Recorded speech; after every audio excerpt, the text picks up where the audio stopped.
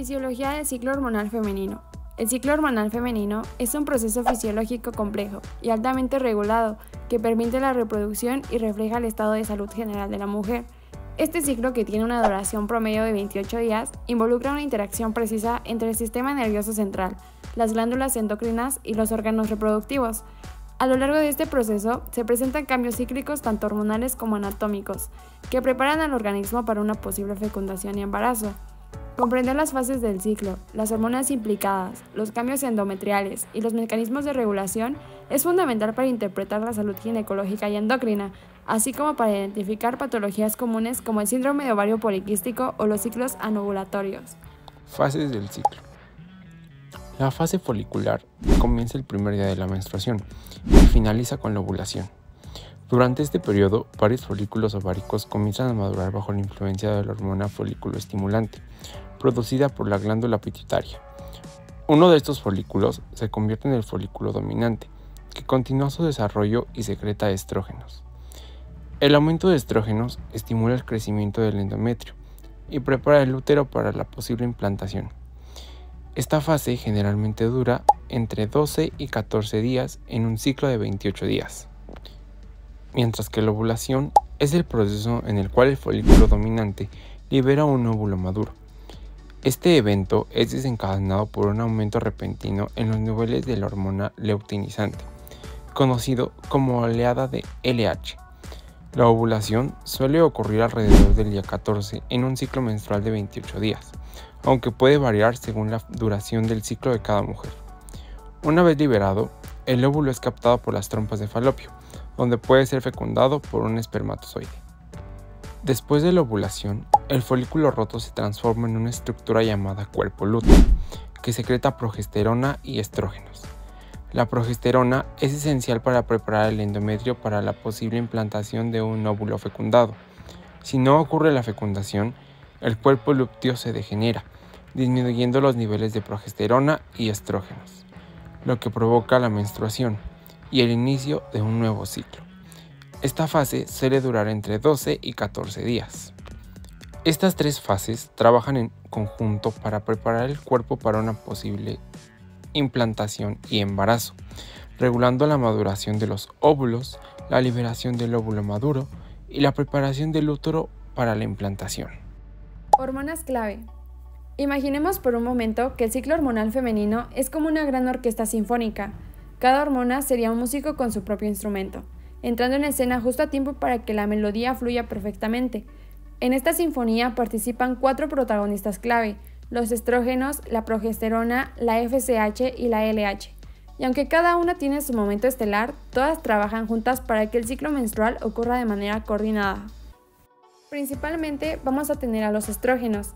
Podríamos decir que estos son como los violines, suaves, constantes y fundamentales para mantener la armonía.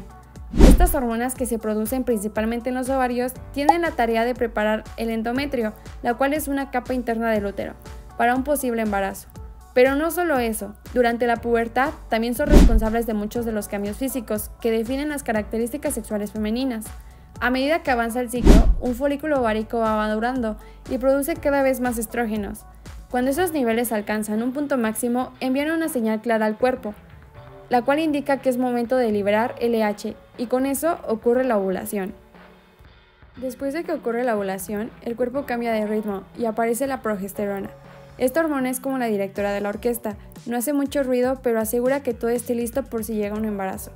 La produce el cuerpo lúteo, lo que queda del folículo que liberó el óvulo, y su misión es mantener el endometrio bien preparado para que un embrión pueda implantarse. Además, ayuda a que el útero se mantenga tranquilo, sin contracciones que puedan dificultar la implantación. Si no hay un embarazo, la progesterona disminuye y eso da paso a la menstruación. Pero si hay un embarazo, la placenta toma el relevo y continúa produciéndose para proteger el proceso desde el inicio. Por último, tenemos a la FSH y la LH, que podríamos comparar con los líderes de cada sección musical. Estas hormonas no vienen de los ovarios, sino de la hipófisis, una glándula que está en el cerebro, bajo la influencia de otra hormona llamada hormona liberadora de gonadotropina, que proviene del hipotálamo. La hormona folículo estimulante, o FSH, es la que arranca el ciclo, estimulando al folículo ovárico para que empiece a madurar. La hormona luteinizante o LH, en cambio, se encarga de desencadenar la ovulación cuando sus niveles se disparan. Y una vez que esto ocurre, también ayuda a formar el cuerpo lúteo, que como ya dijimos, se encarga de producir progesterona. Fases del ciclo. Fase proliferativa. Esta fase corresponde a la fase ovárica folicular. Se caracteriza por proliferación de las células epiteliales endometriales inducida por estrógenos y regulación ascendente de la manifestación de receptores de estradiol y progesterona, para alcanzar su máximo al momento de la ovulación. Esta es la fase inicial de la maduración endometrial en preparación para la implantación del embrión. La proliferación endometrial regulatoria conduce a una hipertrofia relativa de la mucosa uterina. Fase secretora. Esta fase corresponde a la fase lútea ovárica y se caracteriza por la diferenciación inducida por progesterona de las células epiteliales endometriales en células secretoras. Durante la fase secretora hay un periodo corto, bien definido de receptividad uterina para la implantación del embrión, y al final de la fase secretora hay una disminución notable en la expresión glandular de receptores de estrógenos, lo que refleja el efecto supresor del incremento de las concentraciones de progesterona. Y por último tenemos a la menstruación, que se caracteriza por desprendimiento del endometrio, lo que ocasiona proteólisis e isquemia de la capa superficial. Se acumulan enzimas proteolíticas en los lisosomas, que rodean la membrana durante la primera mitad del periodo posovulatorio. La integridad de las membranas lisosómicas se pierde con la reducción de la concentración de estrógenos y progesteronas en el día 25, lo que origina la lisis de las células glandulares y del estroma, así como del endotelio vascular. La isquemia, por vasoconstricción de los vasos endometriales durante la parte inicial del periodo menstrual, ocasiona la rotura de capilares, que acompaña de hemorragia. Además, un incremento significativo en las prostaglandinas F2-alfa en el endometrio, al final de la etapa secretora, que contribuye a la liberación de hidrolasas ácidas de los lisosomas, y de esta forma incrementa la contracción del miometrio, lo que favorece a la expulsión del endometrio degenerado. Retroalimentación hormonal. El control por retroalimentación negativa y positiva es una característica fundamental de los sistemas endocrinos. Cada uno de los ejes hipotálamo hipoficiario hormona principales está regulado por retroalimentación negativa, un proceso que mantiene la concentración hormonal en límites relativamente estrechos. Los ejemplos de retroalimentación negativa hipotálamo hipófisis incluyen principalmente a las hormonas tiroideas en el eje de la hormona liberadora de tirotropina y la hormona estimulante de la tiroides. Después vamos a tener al cortisol en el eje de la hormona liberadora de corticotropina y la hormona adrenocorticotrópica. Posteriormente a los esteroides gonadales en el eje de la hormona liberadora de gonadotropina y al factor de crecimiento insulínico 1 en el eje de la hormona liberadora de crecimiento. Estos ciclos reguladores comprenden componentes positivos y negativos, lo que permite un control muy preciso de las concentraciones hormonales. Eje hipotálamo hipófisis ovario. El eje reproductor femenino está regulado por la liberación pulsátil de hormona liberadora de gonadotropina desde el hipotálamo, que estimula la secreción de hormona folículo estimulante y hormona luteinizante en la adenohipófisis. Estas hormonas actúan sobre el ovario promoviendo el desarrollo folicular, la producción de estrógenos y progesterona y la ovulación. En cuanto a la retroalimentación negativa, en la fase folicular temprana, actúan bajos niveles de estrógenos e inhibina A y B, los cuales ejercen retroalimentación negativa sobre la hipófisis y el hipotálamo, reduciendo la amplitud de pulsos de hormona liberadora de gonadotropina y modulando la liberación de hormona folículo estimulante, lo cual asegura la selección de un solo folículo dominante. Fase lútea. Tras la ovulación, el cuerpo lúteo secreta progesterona y cantidades moderadas de estrógenos. La progesterona ejerce potente retroalimentación negativa, suprimiendo la liberación de hormona liberadora de gonadotropina y hormona luteinizante y folículo estimulante, para prevenir nuevos brotes foliculares durante la fase lútea. En cuanto a la retroalimentación positiva, en la preovulación del día 12 a 14 del ciclo de 28 días, cuando el folículo dominante secreta estrógenos en concentraciones elevadas por más de 36 horas, estos cambian su efecto sobre el eje, induciendo una retroalimentación positiva que aumenta rápida y marcadamente la liberación de hormona liberadora de gonadotropina y por ende de hormona luteinizante y en menor grado de hormona folículo estimulante, desencadenando el pico ovulatorio de hormona luteinizante. En cuanto al papel de la inhibina B secretada principalmente en la fase folicular contribuye a la retroalimentación negativa selectiva sobre hormona folículo estimulante para afinar su selección folicular. En cuanto a la inhibina A, producida por el cuerpo lúteo, colabora con la progesterona en la fase lútea para inhibir a la hormona folículo-estimulante. Ciclo anovulatorio y variaciones. Anovulación es la falta de liberación de ovocitos por los ovarios. Las pacientes con anovulación crónica pueden presentarse con oligomenorrea o amenorrea, presentando en la mayoría de los casos ciclos anovulatorios, lo cual disminuye en forma significativa su eficiencia reproductiva. La Organización Mundial de la Salud ha resumido las causas de amenorrea en 3 grupos. Grupo 1. No hay evidencias de producción endógena de estrógenos. Hay niveles normales o bajos de hormona folículo estimulante. Hay niveles normales de prolactina y no hay evidencia de lesiones a nivel del eje hipotálamo-hipófisis. Grupo 2. Hay evidencia de producción endógena de estrógenos y niveles normales de folículo estimulante y prolactina.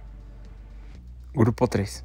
Con niveles elevados de folículo estimulante, lo que indica una falla ovárica.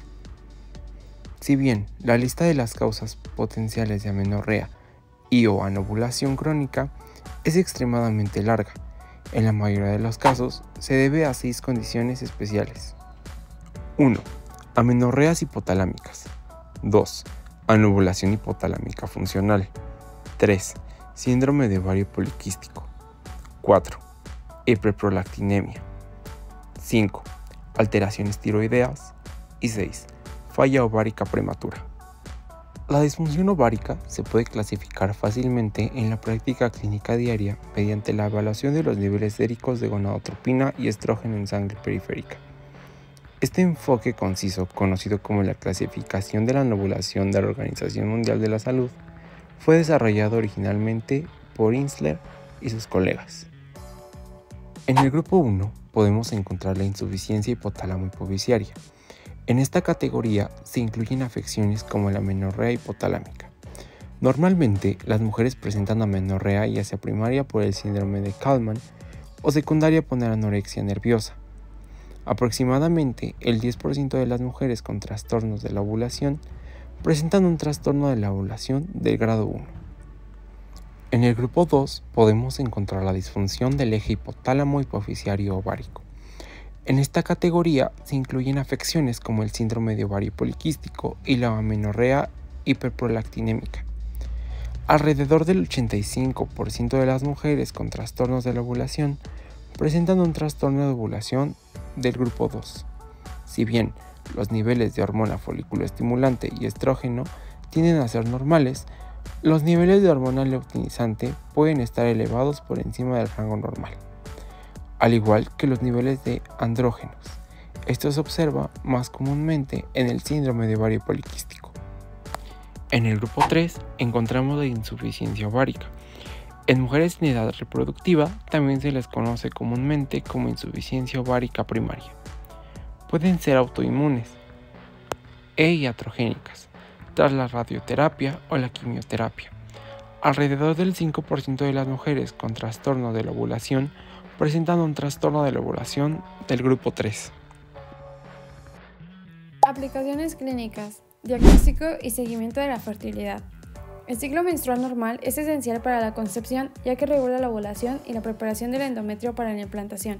Evaluar el ciclo menstrual, en especial la ovulación, permite identificar causas de infertilidad como la anovulación y orientar tratamientos como la inseminación artificial o la fecundación in vitro. En cuanto a la anticoncepción hormonal, los métodos anticonceptivos hormonales como las píldoras, parches, anillos, implantes y dispositivos intrauterinos hormonales actúan suprimiendo al eje hipotálamo-hipófisis-ovario, inhibiendo la ovulación.